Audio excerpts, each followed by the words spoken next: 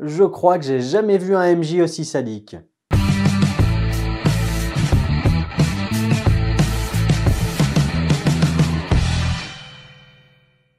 Alice in Borderland est une adaptation live du manga du même nom. Un manga à succès qui n'a pas eu le droit à son adaptation en série animée, ce qui est plutôt étonnant. Parce qu'aujourd'hui, la plupart des mangas qui fonctionnent vraiment finissent en animé à la télévision, et sont distribués mondialement après. Bon, elle a quand même eu le droit à 3 OAV en animation. Au début de l'histoire, on va suivre principalement Harisu et ses deux potes, Karube et Chota. Ils vont se retrouver tous les trois en ville alors que Harisu vient de se barrer de chez lui, Karube vient de se faire virer. Bon, il l'a un peu cherché et couche avec la femme du patron.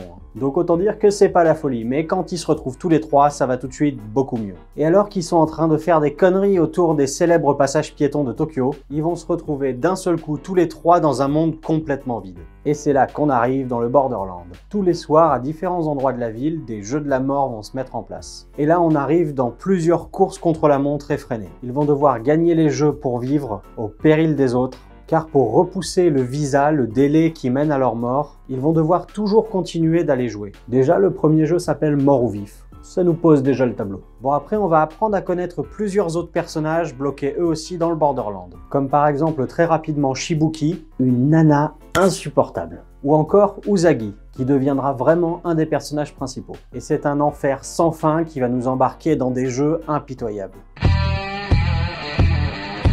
Bon, déjà, j'ai trouvé le pitch de base vraiment trop cool. Un contre-la-montre permanent pour prolonger son visa dans le Borderland. Et en commençant la série, c'est tout ce qu'on sait. On n'a pas plus d'informations. C'est encore plus atroce parce qu'on ne sait pas comment arrêter tout ça. Et donc, quand on a un point de départ comme ça amène un potentiel énorme pour la création d'une tension très forte et généralisée. Oui, parce que vivre ou mourir, ça concerne un peu tout le monde. Et à tout ça, on ajoute tout un tas d'idées vraiment cool, notamment avec le fait que chaque jeu amène un concept différent, même si globalement, quand tu perds, t'es mort. Et pour mettre en place les différentes thématiques et les difficultés des jeux, ils vont utiliser de simples cartes à jouer. Chaque jeu permet de gagner une carte. Le signe va nous permettre de savoir les compétences nécessaires pour gagner le jeu. Par exemple, le cœur correspond à un jeu qui va jouer avec nos sentiments. Le pique, une épreuve physique. Le carreau, une épreuve intellectuelle. Et enfin, le trèfle, physique, intellectuel et travail d'équipe. Et la valeur de la carte correspond, vous l'aurez compris, à la difficulté du jeu. Donc autant vous dire qu'un 10 de cœur, c'est pas facile. Et ce système de cartes rajoute vraiment quelque chose, fonctionne très bien et est plutôt ludique au final. Et ça nous amène, en plus du reste, à nous poser pas mal de questions sur comment tout ça fonctionne. Et une fois qu'on commence avec tout ça à se poser pas mal de petites questions et à faire des conjectures sur la suite, et ben à ce moment-là, on lâche plus la série. Et c'est un des points principaux qui va rendre cette histoire captivante. Et si je devais dire simplement de quoi ça parle, je pourrais dire sans aucun problème que c'est un mélange entre Battle Royale et Alice au Pays des Merveilles. Battle Royale parce que c'est des jeunes dans un jeu de la mort qui doivent survivre. Et puis Alice au Pays des Merveilles, déjà ça s'appelle Alice in Borderland, ça met la puce à l'oreille. Et puis il y a tout un tas d'éléments dans la série qui nous font penser au bouquin de Lewis Carroll. Un des personnages qui s'appelle le Chapelier, une autre qui s'appelle Usagi, littéralement lapin, ou encore un jeu de cartes. Et tous ces éléments qui nous amènent à un univers presque détourné de celui de Alice au Pays des Merveilles fonctionnent vraiment très bien et réussissent à s'en détacher sans aucun problème. Et je pense, peut-être naïvement, que cette série n'est pas passée à la moulinette américaine. Parce que même si c'est produit par Netflix, ça reste une série japonaise. Et adapter des mangas en version live, c'est souvent un exercice très scabreux. Donc qui de mieux pour le faire que ceux qui comprennent le mieux cette culture? Parce que j'ai tendance à penser que pas mal d'inspiration au sein d'une œuvre ramène souvent à la vie de son auteur. La vie de son pays, sa culture, ses croyances, etc.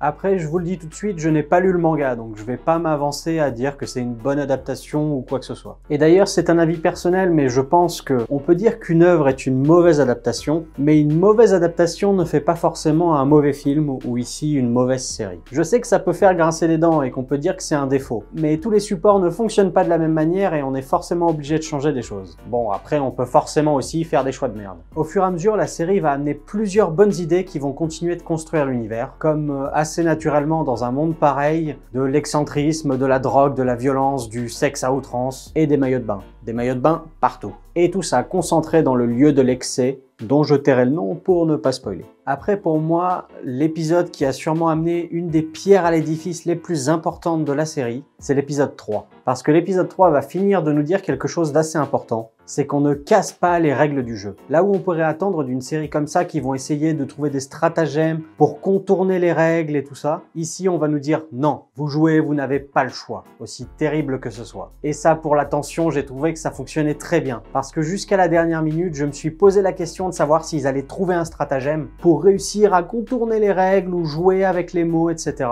Mais tout ça, ça ne va pas forcément se passer. Du moins comme on l'entend ou comme on pourrait l'imaginer. Et ça, pour moi, c'est un très bon choix de scénario, qui va finir de nous dire qu'ici, on rigole pas. Après, pour dire un petit mot sur le casting, j'ai trouvé qu'il fonctionnait plutôt bien. Pour la plupart des personnages, j'ai trouvé que les acteurs étaient bien dans leur rôle et que ça collait bien à l'image qu'on pouvait s'en faire. Notamment avec les 3 personnages principaux qui m'ont plu dès le début, alors que c'est des jeunes qui individuellement n'ont pas une vie captivante, mais qui ensemble sont complémentaires et ont une complicité très attachante. Après, au niveau des images, j'ai noté au début quelque chose qui m'a vraiment plu. C'était dans les premières images de Tokyo, une caméra portée, donc sûrement un Steadicam, qui tournait autour des personnages et qui les suivait. Et ça, pour l'immersion, surtout dans un truc comme ça, c'est top. Surtout dans les épreuves, notamment la première épreuve où on est vraiment embarqué avec les personnages. Après, malheureusement, ils n'ont pas beaucoup exploité ça.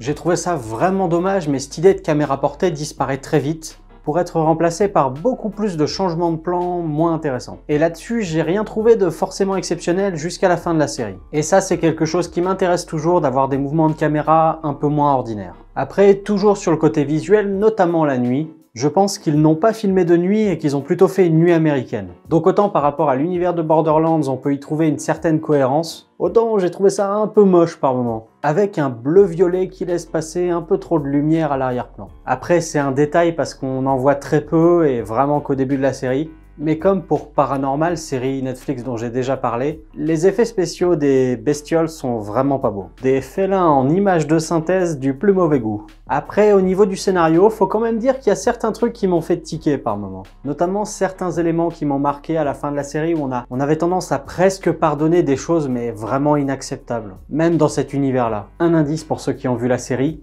Armée. Ou un personnage à un moment lors d'une des premières épreuves qui prend son temps pour trouver la solution. Parce qu'il est malin, alors il va bien la trouver. Oui, enfin là, il y a ta vie en jeu, il y a un mec qui veut te buter, donc perdre les 3/4 du temps qui t'est imparti, ça me semble un peu beaucoup. Bon, à part des fois certaines réactions un peu bizarres ou agaçantes, la plupart des personnages fonctionnent plutôt bien.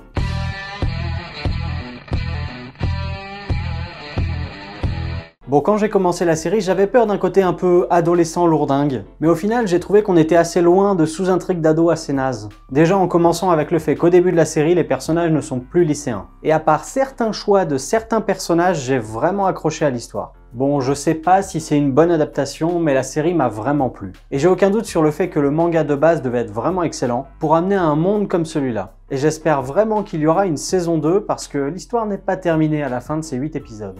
Pour conclure, je dirais que si on aime le post-apocalyptique entre Battle Royale et Alice au Pays des Merveilles, entre l'escape game et les jeux vidéo, tout ça dans la ville de Tokyo, ça peut vraiment vous plaire. Voilà, cette vidéo est terminée, merci de l'avoir regardée jusqu'au bout. N'hésitez pas à me laisser vos points positifs, vos points négatifs dans les commentaires. Si la vidéo vous a plu, à vous abonner, regarder nos autres vidéos, la partager, c'est important. Mais tout ça, vous savez. Sur ce, ciao!